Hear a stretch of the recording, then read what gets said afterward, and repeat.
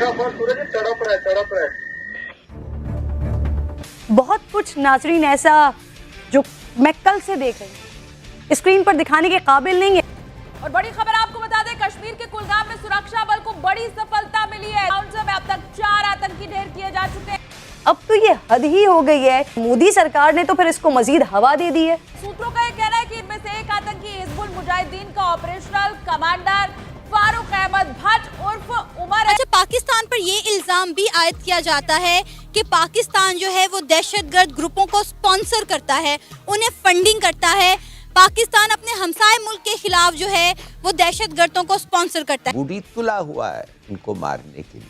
खैर बहरहाल ये एक बहुत अफसोसनाक खबर है। मेरा ख्याल है कि मुझे बहुत अफसोस दिखाना चाहिए, और लेकिन मुझे हैरत नहीं हुई, मुझे जरा सी भी हैरत नहीं हुई। मुझे लगा कि ये तो मतलब ये तो होना ही था। मेरे ख्याल में मोदी आया ही इसीलिए है कि वो एजेंडा, मतलब ये तो होना ही था। ये जी हाँ जी हाँ। और उसकी वजह भी यही है कि जिस तरह से हमने हाफिज सईद को और बाकी सारे अनमोल रतन जो है उनको जिस तरह से दामाद बना के रखा हुआ है। आपकी स्टोरियां हर जगह मौजूद है। अगर किसी को मुगालता हो तो अपना ग्रीन पासपोर्ट लेकर किसी करीबी एम्बेसी में अपनी रिस्पेक्ट देख लें, या किसी एयरपोर्ट पे चले जाए, तो आपको फौरन पता चल जाएगा कि दुनिया आपके बारे में क्या सोचती है। जाहिर अगर पीछे पुलिस लगी हो, यानी कि पुलिस लगी हो, तो बंदा भागते भागते इधर उधर थोड़ी देखते मैं कहाँ जा रहा हूँ। तो क्यों नहीं करेगा मोदी? जफर साहब, ये जो सिचुएशन अब बनी है पिछले 2-4 रोज से। नमस्ते दोस्तों, जय हिंद। हिंदुस्तान स्पेशल में आपका स्वागत है। दोस्तों, जम्मू कश्मीर में आतंकवादियों के खिलाफ सुरक्षा बलों का एक्शन जारी है। अधिकारियों ने बताया कि शनिवार को जम्मू कश्मीर के कुलगाम जिलों में 2 मुठभेड़ में सेना के 2 जवान शहीद हो गए। फिर इसके बाद भारतीय सेना ने मोर्चा संभाला। आतंकियों के साथ हुए एनकाउंटर में सुरक्षा बलों ने कम से कम 6 आतंकवादियों को मार गिराया है। मुठभेड़ कुलगाम के मोदरगाम और चिनीगाम गांव में हुई। 6 आतंकवादियों में से 2 मदारगाम और बाकी 4 चिनीगांव में मारे गए हैं। पहली मुठभेड़ मोदरगाम गांव में हुई। यहां पर कमांडो लास नायक प्रदीप नैन कार्रवाई में शहीद हो गए। सुरक्षा बलों ने खुफिया जानकारी के आधार पर अभियान शुरू किया और कम से कम 4 आतंकवादियों को उनके ठिकानों पर घेर लिया गया। सेना ने एक ड्रोन वीडियो जारी किया है जिसमें आतंकियों को तड़पते हुए देखा जा सकता है। वहीं दूसरी मुठभेड़ फ्रिसल चिनीगांव गांव में हुई, जब सुरक्षा बलों को इलाके में संभावित लश्कर तौबा के आतंकवादियों के बारे में सूचना मिली। अच्छा, पाकिस्तान पर ये इल्जाम भी आयद किया जाता है कि पाकिस्तान जो है वो दहशतगर्द ग्रुपों को स्पॉन्सर करता है, उन्हें फंडिंग करता है। पाकिस्तान अपने हमसाए मुल्क के खिलाफ जो है वो दहशतगर्दों को स्पॉन्सर करता है। क्या कहेंगे आप इस इल्जाम पर? जी, मेरे नहीं ख्याल कि इस इल्ज़ाम में किसी भी हद तक सच्चाई है, क्योंकि अफ़गानिस्तान के बारे में कहा जाता था कि वो जो सा वहाँ पे दहशतगर्दों को पनाह दी जाती है, वहाँ से दहशतगर्दों की ट्रेनिंग होती है। लेकिन पाकिस्तान ने जिस तरह देखा जाए तो वहाँ से अमेरिका को बाहर निकाला, उसके बाद वहाँ से जितना भी नुकसान पहुँचा है अफ़गानिस्तान की वजह से वो पाकिस्तान को पहुँचा है। और जितने भी वहाँ से दहशतगर्दी के बम ब्लास्ट हुए हैं तो पाकिस्तान में हुए। और दूसरा आप ये देखें कि इंडिया जो है वो इन्वेस्टमेंट कर रहा है और अफ़गानिस्तान के साथ उसके पाकिस्तान से ज़्यादा बेहतर ताल्लुकात हैं। तो इंडिया अफ़गानिस्तान के बारे में तो हर मुल्क को गारंटी है कि वहाँ पे दहशतगर्दी होती है और वहाँ पे दहशतगर्द पलते हैं। तो वहाँ पे उनके हालात बिल्कुल ठीक है, वहाँ पे उन्हें बिल्कुल कुछ भी गलत नहीं नज़र आ रहा। अगर उन्हें नज़र आ रहा है तो पाकिस्तान में नज़र आ रहा है कि पाकिस्तान में दहशतगर्दी है और यहाँ पे फंडिंग हो रही है। और दूसरे पॉइंट ऑफ व्यू से देखा जाए तो पाकिस्तान की इतनी इकॉनमी भी नहीं है कि वो सपोर्ट कर सके किसी भी दहशतगर्द ग्रुपों को, क्योंकि पाकिस्तान का अपना मुल्क हैंड टू माउथ चल रहा है। तो इस वजह से ये भी फैक्टर हम कह सकते हैं कि पाकिस्तान लॉजिक ही नहीं बनते कि किसी दहशतगर्द ग्रुपों को सपोर्ट कर रहा है कि आप जाके इंडिया में धमाके कर। लेकिन बात सारी ये कि हमारे पड़ोसी थोड़े से क्या बोलते हैं उसको, होशियार को हिंदी में क्या कहते हैं, संतक हो जाए। नहीं, एक मिनट, मेरे माइंड से निकल गया, वैसे वो वर्ड मुझे आता है। खैर कोई बात नहीं, जो भी है आप लोग थोड़े होशियार हो जाए, इसलिए कि हो सकता है कि ये जो भागे वो भागते भागते बॉर्डर भी क्रॉस कर जाए, उनको पता ही ना लगे हम कहाँ जा रहे हैं। इसलिए कि जाहिर अगर पीछे पुलिस लगी हो, यानी कि पुलिस लगी हो, तो बंदा भागते भागते इधर उधर थोड़ी देखते मैं कहाँ जा रहा हूँ, कहीं भी निकल जाता है।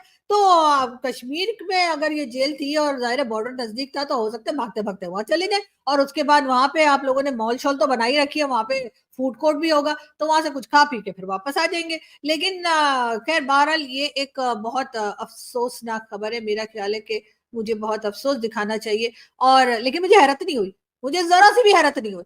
मुझे लगा कि ये तो मतलब ये तो होना ही था।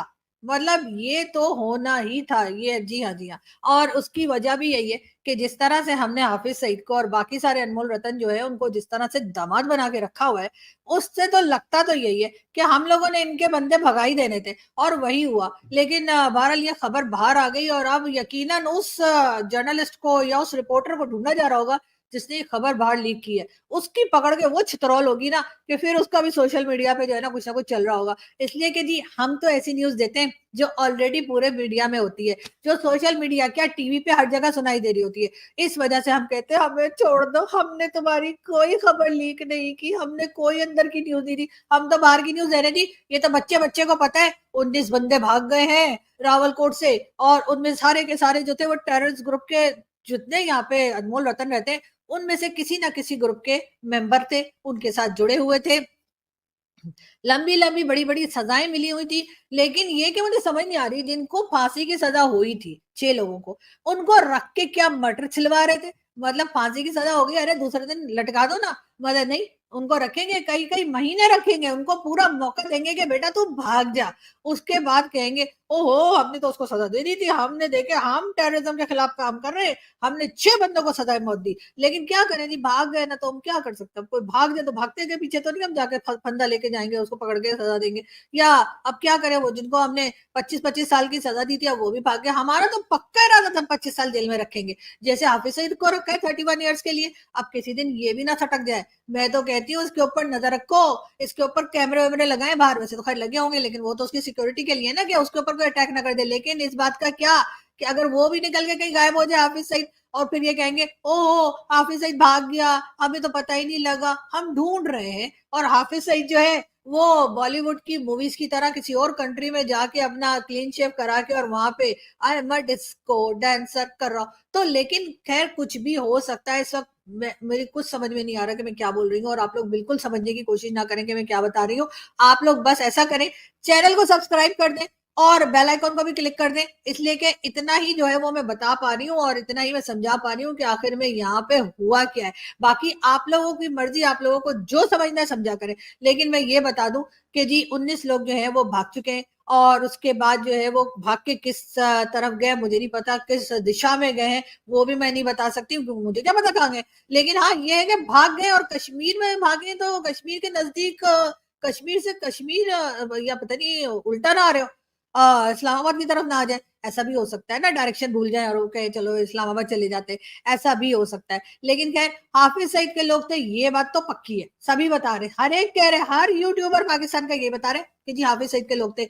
और उसके बाद ये के निकल के भाग गए और 3 लोग जो थे वो उनको सस्पेंड किया गया, यानी कि ये 19 लोग भाग गए, उनके ऊपर कम से कम 5-6 लोग तो रखने चाहिए थे ना।